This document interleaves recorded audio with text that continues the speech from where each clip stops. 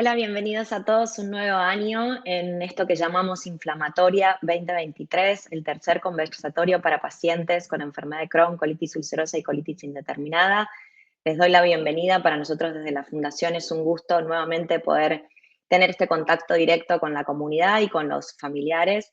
Este año traemos una charla que muchos nos piden, sobre todo lo que tiene que ver con acceso a la salud en pacientes con enfermedad inflamatoria intestinal. Y para eso tenemos una invitada de honor, la doctora María Inés Bianco, abogada especialista en salud y discapacidad, que nos acompaña hace muchos años. Bienvenida, María Inés, es un gusto tenerte. Hola, buenos días, muchas gracias por la invitación y también para mí es un placer poder estar acá con ustedes. Gracias, María Inés. Muchas son las consultas sobre este tema, ¿no? Sobre cómo acceder. Nos queda claro que la enfermedad inflamatoria intestinal es necesario tratarla. Por suerte hay hoy en día tratamientos disponibles, estudios específicos para controlarlo, pero el problema se viene a la hora de la práctica, ¿no? Cuando uno sale con esa receta en la mano, esa indicación médica y se enfrenta a los efectores de salud. Entonces, lo que hemos propuesto para esta charla es recoger las preguntas habituales que recibimos en la Fundación para poder abordarlas de modo conciso, ¿no? Y en tal caso después tener una cuestión más específica con cada una de las inquietudes que tengan las personas, pero sí poder llevar información para, sobre todo, saber cómo enfrentar, ¿no?, esta adversidad en cuanto al acceso a la salud. Si te parece bien, arrancamos con la primera pregunta que tenemos y se trata con respecto a cómo uno puede acceder a un médico especialista cuando ya en la cartilla del prestador de salud uno visitó muchos especialistas y ninguno era realmente conocedor sobre el manejo y tratamiento de la enfermedad inflamatoria. Entonces, la situación es, uno puede, está habilitado a solicitar a ese sector de salud que le cubra una interconsulta por fuera de la cartilla. Sí, este es un tema muy importante, sobre todo para aquellas personas que padecen enfermedades poco frecuentes, que en este caso colitis ulcerosa, y realmente la ley específicamente prevé la posibilidad de poder acceder a médicos fuera de cartilla justamente cuando no cuente con un especialista, ¿sí? Inclusive esto también estaba contemplado en lo que es el programa médico obligatorio. Por eso es muy importante que la gente sepa que está habilitada para pedir. Para esto es conveniente que haya tenido primero una entrevista con algún médico tratante de su obra social para poder luego solicitar la consulta con un especialista, y esto va a ser en forma integral, porque la cobertura de la normativa de salud así lo prevé. Y en el caso que esa interconsulta esté en la lejanía, Marinés, todo lo que tiene que ver con el traslado y el hospedaje, si es que tiene que permanecer más de un día, ¿esto también está cubierto? En este caso, lo que se requiere es que tenga una derivación a un médico especialista o un centro de referencia, o sea, tiene que tener una justificación médica, y entonces ahí sí está habilitado para pedir los traslados y los viáticos, o inclusive si el caso es cuestión de internación o lo que sea, también se puede pedir algún tipo de subsidio habitacional complementario, ¿sí? Pero lo importante ahí es contar con la información médica de la derivación. Ujú. También se relaciona mucho lo que tiene que ver con estudios, no solo estamos hablando de estudios necesarios para el diagnóstico preciso, sino también de seguimiento y control. En la enfermedad de Crohn, colitis ulcerosa y colitis indeterminada, hay como ciertos estudios que habitualmente el médico solicita, ejemplo, la calprotectina o el estudio de vitamina D, pero muchas veces los pacientes se encuentran con que esta cantidad de estos estudios está limitada. Entonces, sin embargo, se encuentran con que el médico dice, yo necesito poder hacer esto como para poder controlar cómo está yendo adelante el tratamiento. ¿Qué podemos hacer frente a esta situación?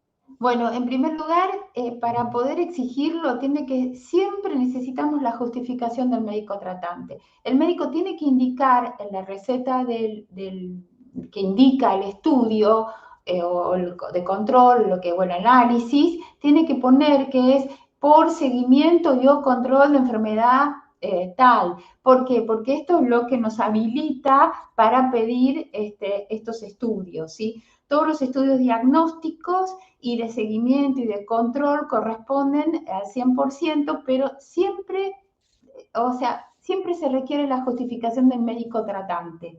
Eso es fundamental. Y aparte el acceso a la información, ¿no? Porque si la gente se queda con que no sabe que le puede corresponder, no lo va a exigir. Entonces, dos cosas, el acceso a la información y el informe médico.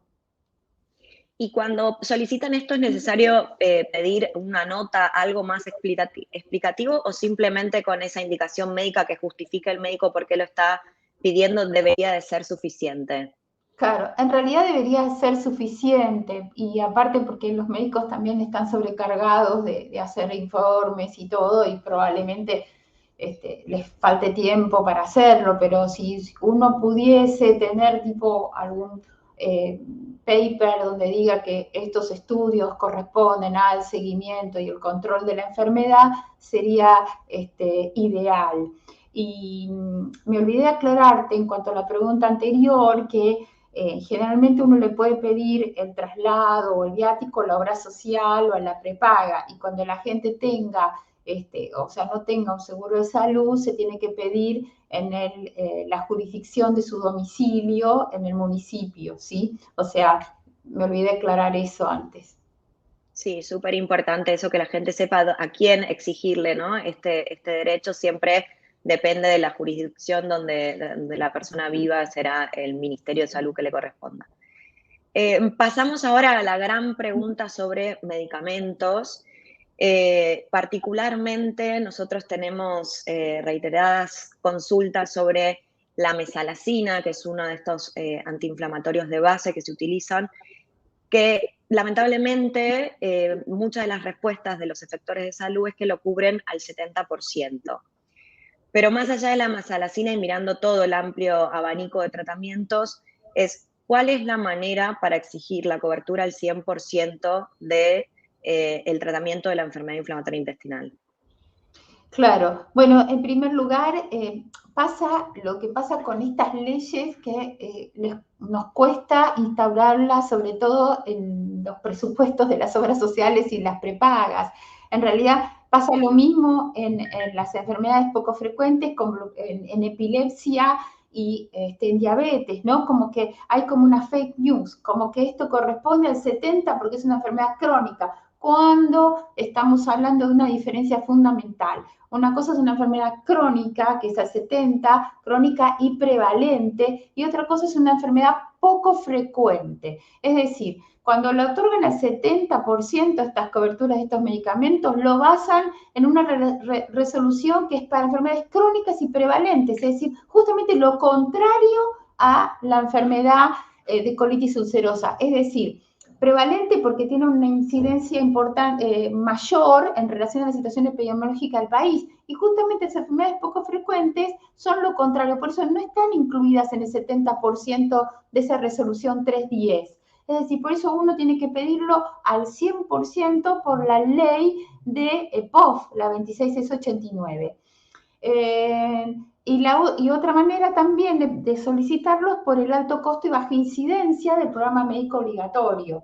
Bueno, después si la persona cuenta con certificado de discapacidad es otra posibilidad, pero hablamos sin necesidad de certificado de discapacidad, es que la gente lo tiene que pedir en base a la ley de POF. Y ahí radica la importancia. O sea, lo que hacen los efectores de salud es confundir la situación, entre comillas, y trasladarlo a la resolución 310 cuando nos basamos en la ley de POF. Entonces, la pregunta es con respecto a que cuando uno ya presentó todo esto y le viene nuevamente una negativa o vuelven a marcarnos esto de la resolución 310, o sea, una resolución menor que la ley, bueno, uno qué tiene que hacer, ¿no? ¿Dónde puede reclamar esta situación y para qué sirve reclamar ante un efector mayor, ¿no? Un organismo mayor de control de los efectores de salud? Es muy importante lo que estás diciendo. El reclamo ante la autoridad de aplicación es demostrarle que no están cumpliendo con la ley y que esto genere una demanda para que ellos tomen conciencia de las políticas de salud que se están cumpliendo o no se están cumpliendo. Independientemente del reclamo administrativo ante la autoridad de aplicación, la vía por excelencia para efectivamente acceder a la cobertura es la justicia. Es la mejor manera para obtener una solución efectiva, ¿sí? Ok. Otra de las muchas cuestiones que nos devuelven cuando uno hace estos pedidos de prestaciones, de medicamentos, de estudios y demás, es que mandan a la persona a certificar la discapacidad. Le dicen, vaya, busque el CUD y vuelva para que ahí recién el efector de salud le cubra al 100%. ¿Esto es correcto? ¿No es correcto?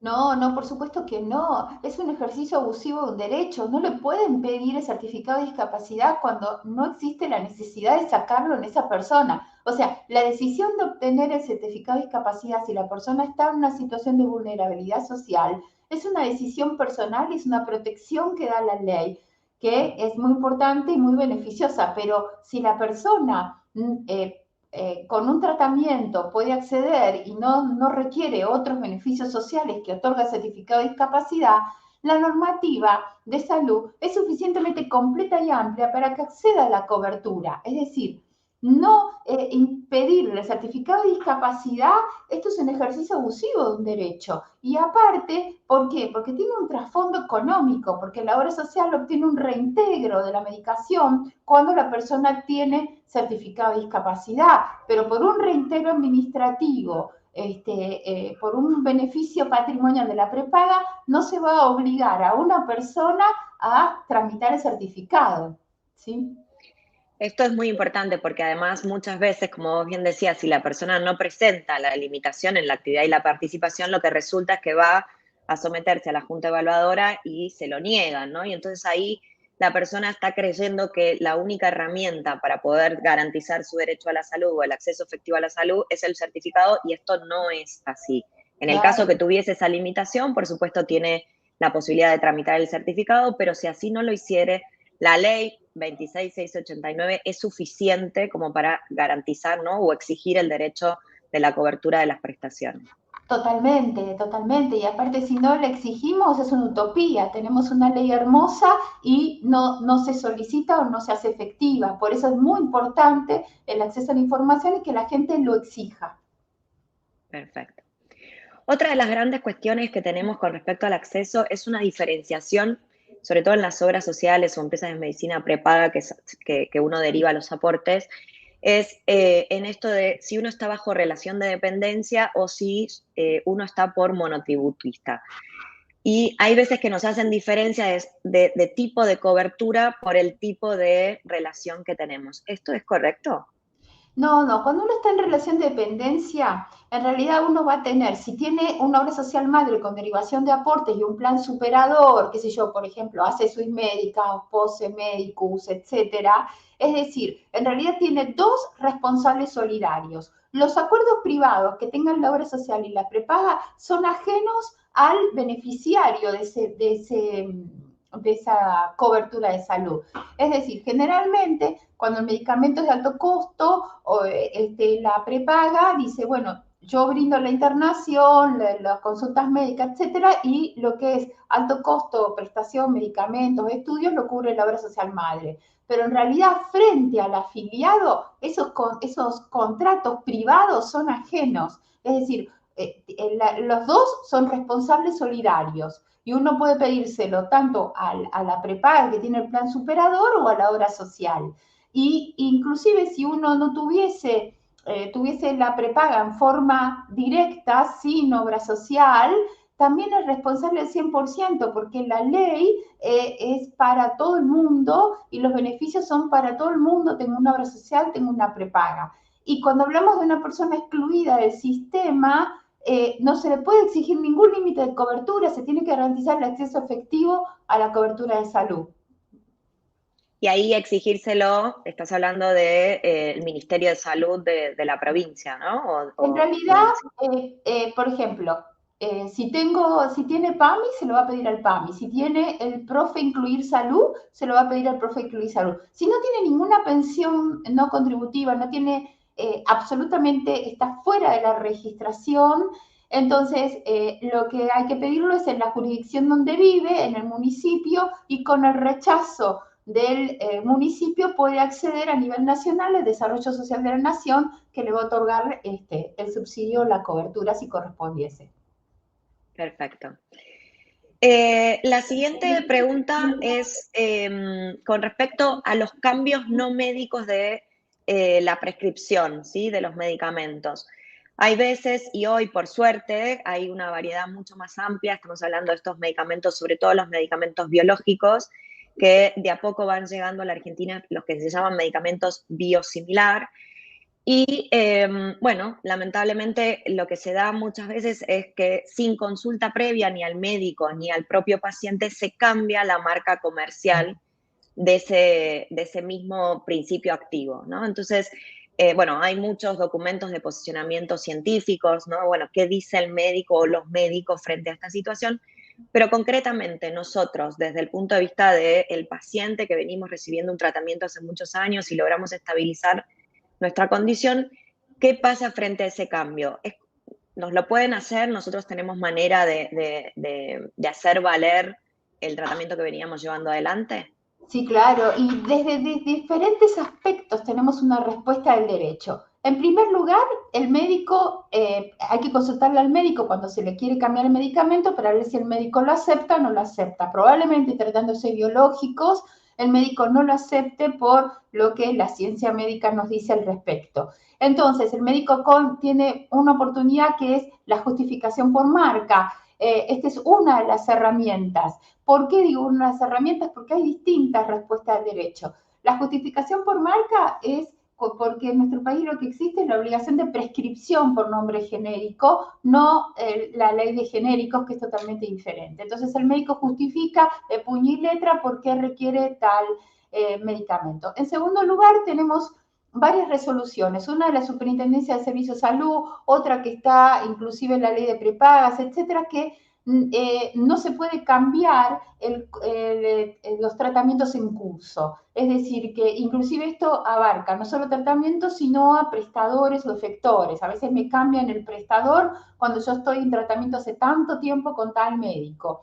Bueno, entonces hay una resolución de la Superintendencia de Servicios de Salud, la 1025/2009, y también está en la ley de prepagas. Es decir, que cuando uno está en tratamiento, a uno no le pueden cambiar.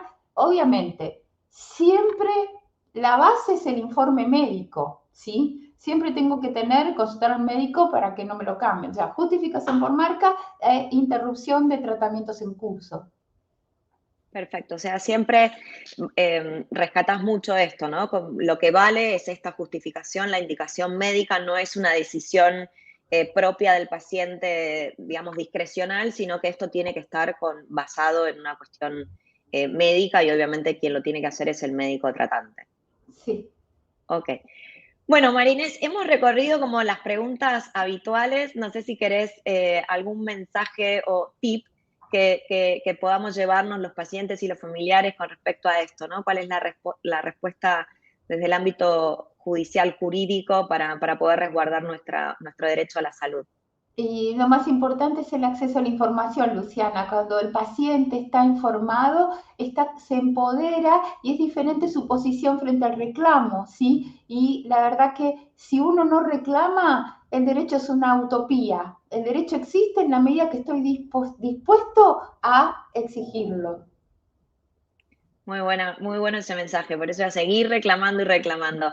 Marinés, te agradecemos muchísimo y súper gracias por todo, siempre la contención y el buen asesoramiento que nos brindás a la Fundación y a otras muchas organizaciones. Te mando un beso, gracias. Muchas gracias a ustedes. Adiós.